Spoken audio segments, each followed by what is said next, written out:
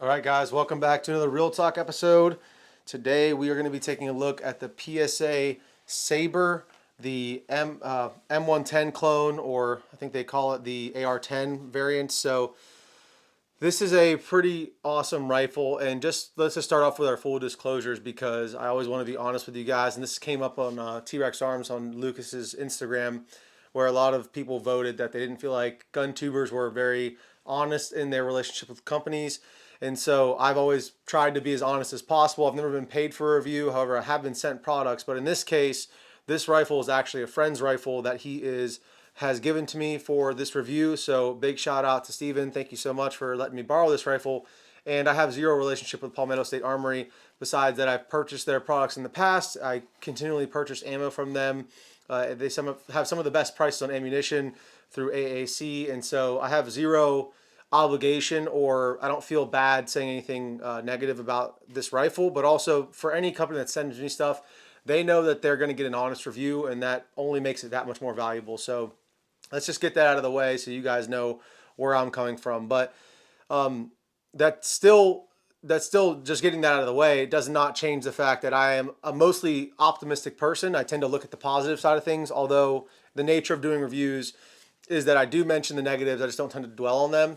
But I'm always looking to help provide companies with feedback so they can improve their products. And I also want you guys to know, what the shortcomings are of said products and so on and so forth. Now, as I mentioned in the initial impressions shooting review of this thing, we don't have a ton of rounds on this. So this is not a long-term, what do I think about it? This is more of a first impressions. I just wanted to talk through this with you guys and talk to you guys about how excited I am to actually have this rifle in my possession now, because initially when these first came out, I wasn't that excited. I was like, okay, another budget. It's going to be, you get what you pay for, buy once, cry once. You hear that all the time. But in this case, Palmetto State really did, I think, knock it out of the park. Again, I only have 40 rounds on the rifle. This rifle does have a lot more rounds than that through it. But a buddy bought this off another friend, and then he lent it to me. So I don't know the exact round count. But in my 40 rounds, 2 mags with it, it absolutely blew me away. And that's not obviously, I'm thinking that this is the most reliable thing in the world, although I had zero malfunctions and it was very soft recoiling. But I'm just blown away with the package that it comes with and the price that it comes in at. Because if this remains reliable over the duration of probably, I would like to put at least 500 to 1,000 rounds through it before I do a full review on it. That's kind of my standard, but 6.5 is very expensive, so it's a little bit more cost prohibitive versus like a 5.56 rifle. But if it remains reliable, if it remains accurate, if it stays in my good graces and doesn't, screw up or have something major fail on it, then I do have aspirations to actually get one of these and buy one of these. Now, after I went out and shot this, again, full disclosure, I did reach out to Palmetto State to see if they would be willing to send me one of these because, again, the budget's tight this year. I don't want to complain to you guys and make you feel like all I'm doing is complaining. Everybody's got a tight budget, but it's not in the cards for me to buy one of these right now. But after I shot it, I wanted to buy one. That's how much I enjoyed it. So let's talk about first impressions, what it was like to shoot, and then we'll talk more about the setup and all that. So, but before we talk about that, actually, let me see if I can find the link that Steven sent me for this rifle. This is their billet version, so this is the more expensive. This is the more expensive version than the forged receiver version would be. This is FDE. This came as a kit as well. And again, that's why I want to go back and find the exact link to the one that he had sent me. Here it is. So this is from Palmetto State's website. They've struggled to keep these things in stock because the demand has been so high. But I will just say, so it doesn't actually show me the price, but he sent me a screenshot of the 308 version of this exact rifle, and it's $1,499. So $1,500 for the rifle. And what it comes with, let's see, product details. So we have a 20-inch barrel, rifle length gas system. The barrel is 4150 chrome olive vanadium. It's a FDE Cerakote finish. So I like Cerakote finishes because it tends to, Cerakote's the best finish in my opinion for a rifle besides, just straight up rattle canning it. It's going to make the parts last a lot longer, and it's a very durable finish. The muzzle thread is 5/8 by 24, so your typical 30 cal threads for your muzzle device. And then it's chambered in 6.5 Creedmoor. It's got a 1 in 8 twist rate. It's a 0.75 diameter gas block, and it has these Picatinny rails in the front with an adjustable gas block, which we'll talk about here in a minute. which is pinned to the barrel, which is great for that bomb-proof installation. Let's see here. It had their SABRE, the SABRE. I don't know how. Probably butchering that term. SABRE. I don't really know. I've heard it pronounced both ways. Compensator that came with it that he got rid of. He hated it, so he took it off. He said he threw it in the trash. It's a billet 7075 receiver group. Handguard is a 12.5 inch quad rail. It is the SABRE AR10 BCG with Springco gas rings and an OCK gas key fasteners. I've heard of Springco. I don't know if I've heard of OCK. If any of you guys have any more information about that, let me know down in the comments. It is a 9310 bolt steel. It is a hard chrome finish bolt, so it actually gives it that look of kind of like the M110 clone that it's kind of going for, that kind of shiny chrome look to the BCG. Let's see here. It's a Battle Arms Development AR10, so the takedown pivot pins, the Battle Arms Development takedown pins, they're actually very nice. I was actually looking at these the other day. And let's see here. It's a SABRE two-stage black DLC coated trigger. The trigger is one of the most impressive things about this rifle, besides just the accuracy of it that I've experienced so far. Again, haven't done accuracy testing, but the first time I shot it, the scope isn't even zeroed to me. This was handed to me. I was told, hey, it's likely zeroed on XYZ ammo. And then thanks to the primary arms reticle, we were able to pretty easily, with one or two misses here or there, get out to 600 yards, which was pretty awesome. It does have a H buffer in it. The buffer tube is a SABRE S5. It is an AR10 spring, rifle length spring, Radian Talon safety. So it does come with a Radian Talon safety that you can change from a 45-degree throw to a 90. It's on the 90 right now. I will likely change it to 45 because I just like the 45 much better. It's the SABRE grip. This looks a lot like the Reptilla CQG grip, so maybe it got inspired by that. I don't know if Reptilla is making these or not, but it's branded Palmetto State. And so it looks like the Reptilla CQG, which is my second favorite grip behind the Magpul K2 grip.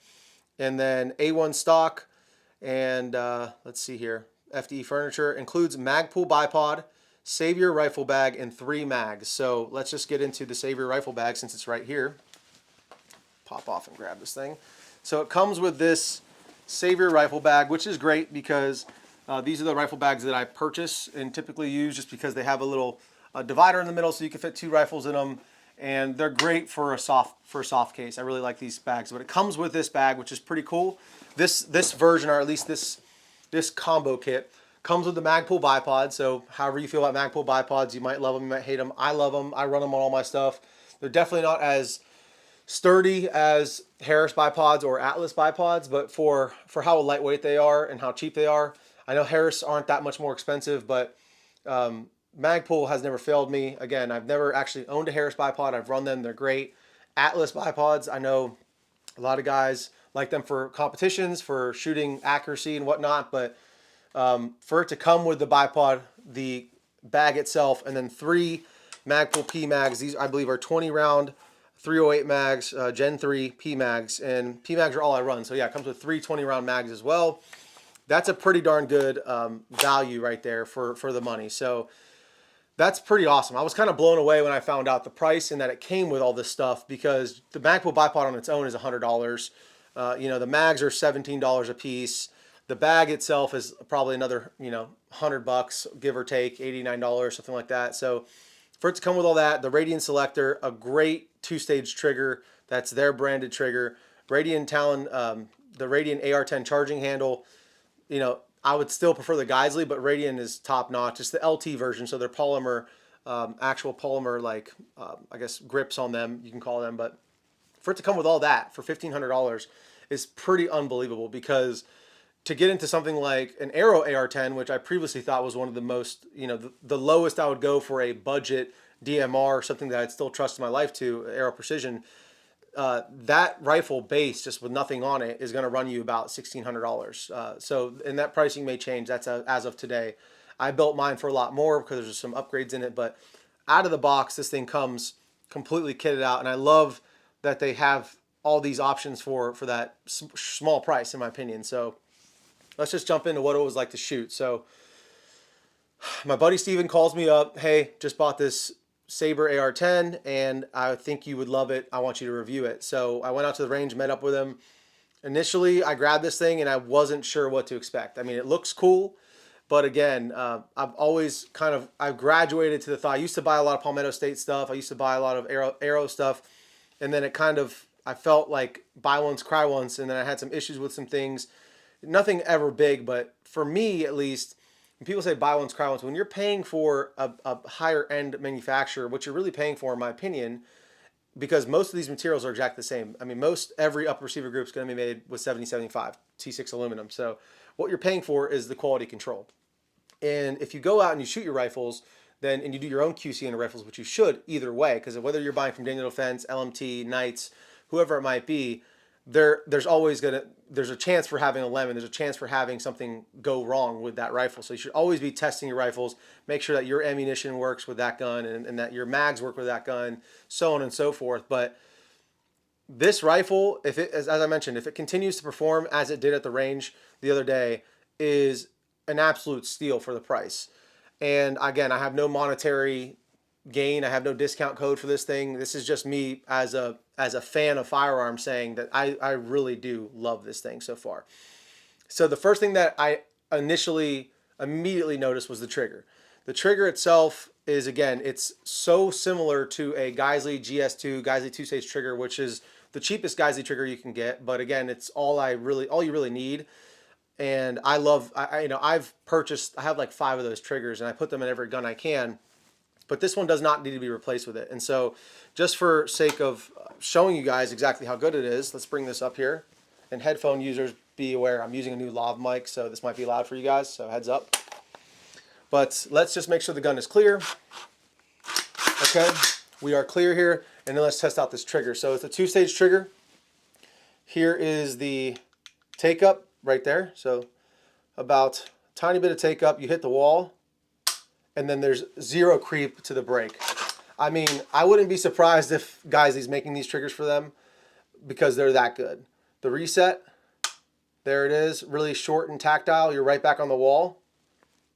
And then the break, really amazing. I mean, I can't say enough about the trigger. Being a trigger snob, I put Geisley triggers in all my guns. It's the first upgrade I make on all my rifles because it's that important to me, especially when I'm shooting at range and whatnot. The trigger is very important, and that trigger does not need to be replaced. It's phenomenal. It leaves nothing to be desired. So that's the first thing I noticed. The second thing I noticed with this rifle, besides how much I love this primary arms reticle and this scope, I don't know exactly how much this exact scope costs because I didn't buy it. And I believe my buddy Steven got the scope with the rifle when he bought it, is the recoil impulse. So I just got down and started shooting it. He told me it was zeroed.